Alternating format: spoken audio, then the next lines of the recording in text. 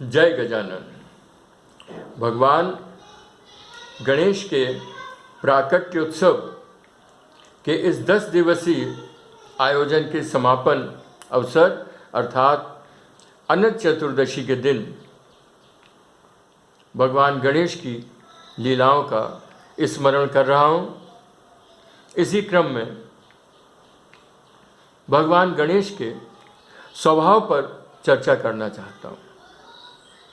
भगवान गणेश बहुत ही शील स्वभाव के हैं। सज्जनता, सरलता, सहृदयता, परगुण ग्राहकता, दया, करुणा, क्षमा, सब अच्छे सद्गुणों की वो खदान हैं। आपने देखा होगा, वो पढ़ा होगा कि जब परशुराम से युद्ध हुआ, शंकर जी परशुराम पर बहुत क्रोधित हुए कि आपने बच्चे का, इतने से बच्चे से आपने युद्ध करके लड़ाई लड़ी, बराबर का वो आपका नहीं था और आपने उसका दांत तोड़ दिया। परंतु तो वो क्रोधित हो रहे थे, परंतु बालक गणेश ने अपने पिता को समझाया कि परशुराम जी के गलती नहीं है, धृष्टता मेरी ही थी कि मैंने इतने बड़े प्रभु को, महानुभाव को आने से रोका और उनका क्रोधित हो जाना स्वाभाविक है। पिता से कहा कि इन्हें आप क्षमा कर दें। इस तरह से बालकपन से ही उनके अंदर इस तरह की प्रवृत्ति देखने को मिलती है। इसी तरह से आपने देखा कि जब चंद्रमा ने भगवान गणेश के विचित्र रूप का, स्वरूप का उपहास किया, मजाक बनाया, अर्थात कहा जाए कि एक बार वो पूर्णमासी की रात को गणेश जी चूहे पर बैठकर कहीं जा रहे थे, तो अचानक वो चूहा तो इतनी छोटी सवारी है, गणेश जी का विशाल आकार, तो वो किसी भी प्रकार से असंतुलित होकर गिर गए। चंद्रमा ने उनको देखकर उनका उपहास किया। किसी इतने बड़े देव शक्ति का कोई उपहास करे तो क्रोध आना तो स्वाभाविक ही है। गणेश जी को भी थोड़ी देर के लिए अपने क्रोध आया कि मेरे इस शरीर को देखकर इसने मजाक बनाया है, इसने उपहास किया है, और उन्होंने उनको श्राप दे दिया कि जाओ तुम कांतिहीन हो जाओगे। अब देवता जब सब परेशान होने लगे, क्या करें, चंद्रमा अगर कांतिहीन तो हो गया तो फिर रोशनी प्रकाश कैसे होगा, शीतलता कैसे होगी, ये सब। और कहा जाता है कि फिर जब चंद्रमा ने जाके गणेश जी से क्षमा मांगी, सब देवता गण उसको अपने ले गए और उसने क्षमा प्रार्थना के लिए याची के रूप में खड़ा हुआ, तो गणेश जी ने उसको क्षमा तो कर दिया, परंतु ऐसा ये भी नहीं, इस तरह से तो अगर हम अपराधी को क्षमा करें तो वो ध्रष्ट होगा, सोचेगा चलो मुझे क्षमा मिली। बोले मैं क्षमा तो कर रहा हूँ, पर हाँ तुमको कांतिहीन भी होगे और तुम्हारी कांति भी वापस आती रहेगी। अर्थात जो अमावस्या और पूर्णमासी चंद्रमा जो है धीरे धीरे कांतिहीन भी हो जाता है और फिर धीरे धीरे पूर्ण प्रकाश को भी प्राप्त करता है। तो भगवान गणेश ने उसको क्षमा कर दिया। ऐसा नहीं कि वो क्षमा नहीं किया हो और वो जो है वो उनका क्रोध शांत नहीं हुआ हो। इसी प्रकार से वो सब देवताओं में सर्व पूज्य और प्रथम पूज्य हैं। आपने वो सुना होगा कि माता पृथिव्या मूर्ति, पिता मूर्ति, प्रजापिता। माता पृथ्वी की मूर्ति है और पिता जो है साक्षात प्रजापिता अर्थात ब्रह्मा का रूप है। माता तीरथ, पिता तीरथ, तीरथ जेठे बंधवा, वचने वचन गुरु तीरथ, ता पीछे अभ्यागता। माता और पिता को सबसे बड़ा तीर्थ भी बताया है। तो अब वो कथा भी आपने सुनी होगी, मैंने तो बचपन में अपनी कक्षा में पढ़ी थी कि एक बार ये हुआ देवताओं में कि सर्वप्रथम देवता कौन माना जाए, सर्वप्रथम पूज्य देव कौन माना जाए। तो सभी आगे आए अपनी अपनी विशेषताएं बतलाते हुए। गणेश जी भी आए, कार्तिकेय जी भी आए। तो फिर ये रखा गया कि ऐसे निर्णय करना कठिन है, और इसमें तो भेदभाव भी होगा। अतः पृथ्वी की परिक्रमा जो सबसे पहले लगाकर आ जाएगा वो ही सर्व पूज्य देव और सर्वप्रथम पूज्य देव कहलाएगा। सब देवता अपने अपने वाहनों को तैयार करके, कोई गरुड़ पर, कोई हाथी पर, कोई मोर पर, सब वाहनों पर चढ़ चढ़ के उन्होंने पृथ्वी की परिक्रमा करनी शुरू कर दी। गणेश जी बेचारे, गणेश जी बहुत परेशान, इतना सा उनका वाहन चूहा, और चूहा दौड़ेगा भी तो उसके कदम कितने दूर दूर तक जाएंगे, और इतनी लंबी यात्रा। पर गणेश जी तो बुद्धि उनको बचपन से ही मिली है, बुद्धि और चातुर्य दोनों ही उनके पास है। तो उनके मस्तिष्क में तुरंत एक विचार आया और उन्होंने चूहे पर बैठकर, उनके माता पिता दोनों बैठे हुए थे, उन्होंने चूहे पर बैठकर अपने माता पिता की 7 परिक्रमाएं की, 7 परिक्रमा की, और उसके बाद आकर अपनी जगह बैठ गए। सभी देवतागण अपने अपने वाहनों से परिक्रमा करके लौटे, और लौटने के बाद में जब निर्णय हुआ तो ये कहा गया कि सबसे पहले गणेश जो है वो पृथ्वी की परिक्रमा करके आए, इसलिए यही प्रथम पूज्य देव और सर्व पूज्य देव के रूप में पूजे जाएंगे। सब ने आपत्ति उठाई और कहा कि क्या प्रमाण, तो कहा गया देखिए, तो कहा जाता है कि माता पिता के से बढ़कर जो है कोई वो नहीं है दुनिया में। माता पृथ्वी की मूर्ति है, जब माता पृथ्वी की मूर्ति है तो आपने उसके 7 परिक्रमा कर लिए, माने पृथ्वी के 7 परिक्रमा हो गए। तो वो पृथ्वी का वो संपूर्ण मार्ग जहाँ से देवतागण अपने अपने वाहनों से आ रहे थे, तो उनके वाहनों के पैरों के खुर के निशान भी दिखे और चूहे के छोटे छोटे पंजों के निशान भी दिखाई दिए। अर्थात ये प्रमाणित तो हो गया कि गणेश जी ने भी पृथ्वी की परिक्रमा की, सबसे पहले आ गए। तो ये माता पिता की भक्ति उनके अंदर जो थी, उस भक्ति के कारण ही वो सर्व प्रथम आए और प्रथम पूज्य देव के रूप में जाने गए। भगवान गणेश की सबसे बड़ी यही सब विशेषताएं हैं कि मन के अंदर जो विकृतियां हैं, उन विकृतियों को आप नष्ट नहीं कर सकते। काम, क्रोध, मद, मोह, लोभ, अहंकार, लालच आदि आदि, ये मन के अंदर के विकार हैं, विकृतियां हैं। आप इनको मार नहीं सकते। बड़े देवता भी इससे ग्रसित हैं। आप अधिकांश देवों के आप कथाओं को पढ़ेंगे, कहीं ना कहीं काम है, कहीं मद है, कहीं मोह है, कहीं लोभ है, कहीं लालच है, कुछ ना कुछ आपको मिल जाता है। भगवान गणेश इन सबसे विरत हैं। तो है क्या कि उन्होंने इन वृत्तियों के ऊपर अपना नियंत्रण स्थापित किया। मन के इन विकारों को जीतने का जीत तो को मारा नहीं, और ना वो मार सकते थे। उन्होंने उनको काबू में किया, वश में किया।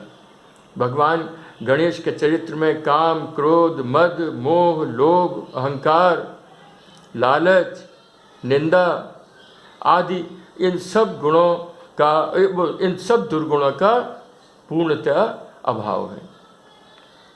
इन्हीं दुर्गुणों को चूँकि कथा के रूप में, पुराणों में इनकी कथाएं हैं, और इनको दैत्यों के रूप में चित्रित करके इनका स्वरूप वर्णन कर दिया गया। जिसमें जैसे वक्रतुंड स्वरूप में उन्होंने जो है ईर्ष्या का को समाप्त किया है।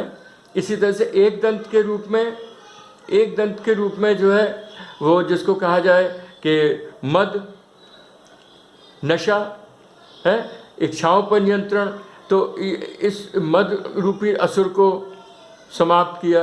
इसी तरह से महोदर स्वरूप में उन्होंने जो जिसको कहा जाता है मोह को समाप्त किया।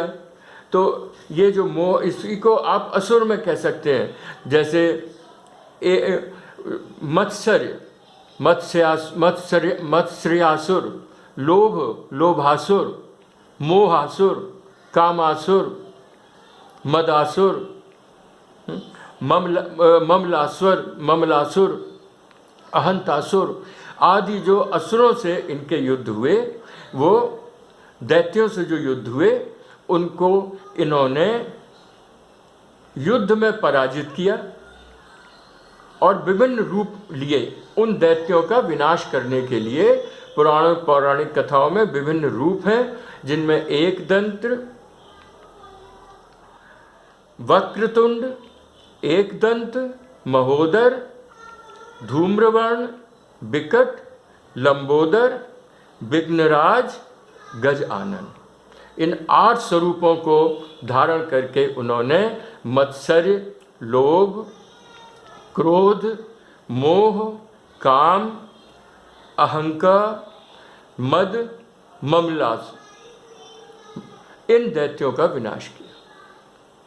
तो इस तरह से एकमात्र देवों में गणेश ही ऐसे देव हैं जिन्होंने विनाश नहीं किया, इनको अपने वश में किया, इन सभी दैत्यों को पराजित किया और पराजित करके इनसे कहा कि तुम हमारी अधीनता स्वीकार करो। उन दैत्यों ने भगवान गणेश की शरण स्वीकार कर ली।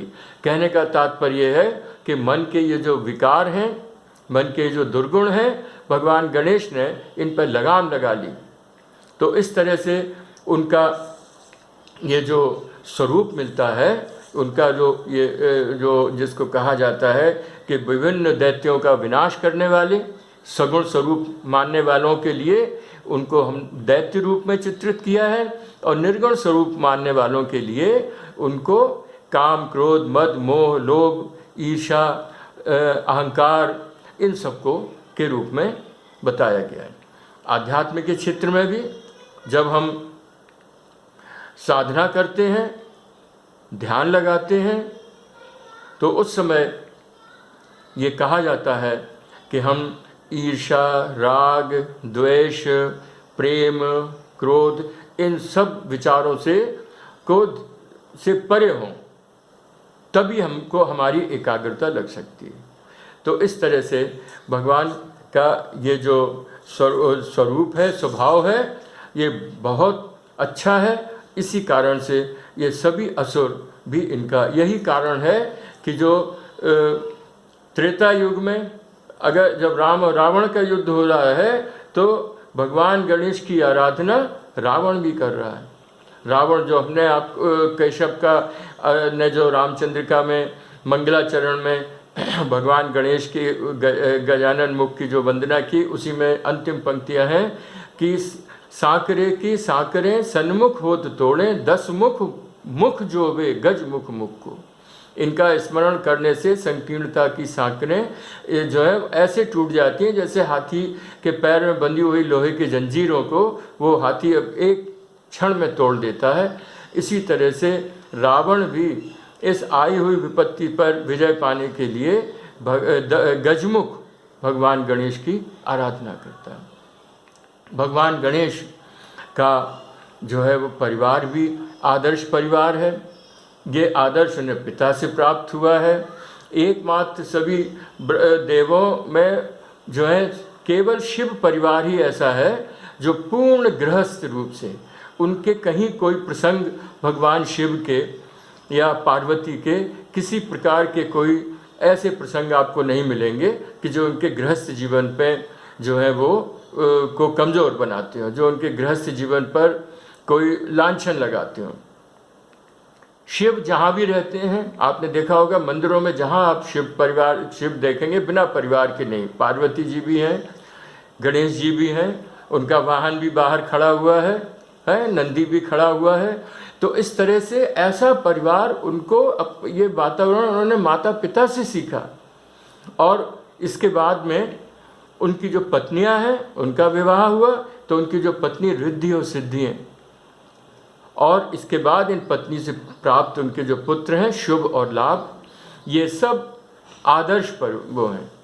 रिद्धि और सिद्धियां गणेश जी की ताकत हैं, गणेश जी का बल है।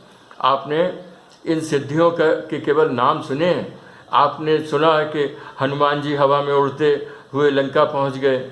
आपने सुना है कि जब सुरसा जस जस सुरसा बदन बढ़ावा ताव सुदुगुन कपि रूप दिखावा, तो ये आपको मजाक लगता होगा, परंतु यदि सिद्धियां जो कि ध्यान साधना समाधि यानी अपने आप को ब्रह्म का स्वरूप बना लेने पर, अपने अंदर के जीव ब्रह्म को, अपने अंदर के जीव तत्व को परम तत्व में मिलाकर स्वयं ब्रह्म हो जाने पर ये शक्तियाँ स्वयं प्राप्त हो जाती हैं।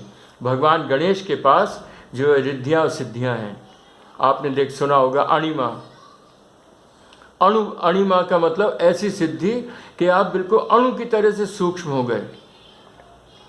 और महिमा जो सिद्धि है, ऐसी सिद्धि कि आप जो है इतने लंबे, इतने ऊंचे और लंबे हो गए कि कोई आपको छू नहीं सकता। गरिमा सिद्धि अगर जो होती है कि आपके अंदर इतनी गरिष्ठता आ गई कि आप इतने घने वो हो गए कि आप इतने वजनी हो गए कि आपको कोई उठा नहीं सकता। है महिमा में आप इतने बड़े महिमा में आप इतने महान हो गए, आप इतने बड़े हो गए। इसी तरह से लघिमा, आप इतने लघु हो जाए, आप बिल्कुल छोटे हो जाए, आप बिल्कुल बड़े हो जाए, आप हवा में उड़ने लगे हैं। तो इस तरह की सिद्धियां जो हैं वो भगवान गणेश के पास में रिद्धि और सिद्धि के रूप में है। और जिसको कहा जाए इच्छा, जिसको कहा जाए इन्हीं को हम जादुई चमत्कार कहते हैं। कि ये जादुई चमत्कार कैसे हुआ? ये जादुई चमत्कार ही सिद्धियां हैं जो भगवान गणेश की आराधना से प्राप्त होती हैं। भगवान गणेश का संपूर्ण परिवार आदर्श परिवार है। माता पिता से इस आदर्श परंपरा को उन्होंने प्राप्त किया, और इसका परिणाम ये कि शिव और गणेश परिवारों में जो वाहन हैं, जो जीव जंतु हैं, वो भी अपने परस्पर वैर और विनोद को, वैर भाव को भूलकर वो भी मित्रवत रह रहे हैं। देखिए, गणेश जी के गले में सांप है और उनके पुत्र कार्तिकेय का वाहन मोर है। दोनों एक दूसरे के दुश्मन हैं, परंतु मोर पर बैठे हुए कार्तिकेय और गणेश और शंकर जी जो है बैठे हैं, उस पर सांप चल रहा है, एक ही साथ बैठे हुए हैं। गणेश जी का वाहन चूहा है और शंकर जी के गले में सांप है। सांप का प्रिय भोजन चूहा है, परंतु चूहा भी सुरक्षित है, सांप भी सुरक्षित है। चूहा भी आनंदित है, सांप भी आनंदित है, दोनों के अंदर कोई दुश्मनी नहीं है। उनकी पत्नी भगवान शिव की अर्धांगिनी पार्वती का वाहन शेर है, शक्ति का, और दूसरी तरफ भगवान शिव का वाहन नंदी वहाँ पर खड़ा हुआ है। शेर का सर्वोत्तम स्वादिष्ट भोजन बैल है, परंतु दोनों मित्र हैं।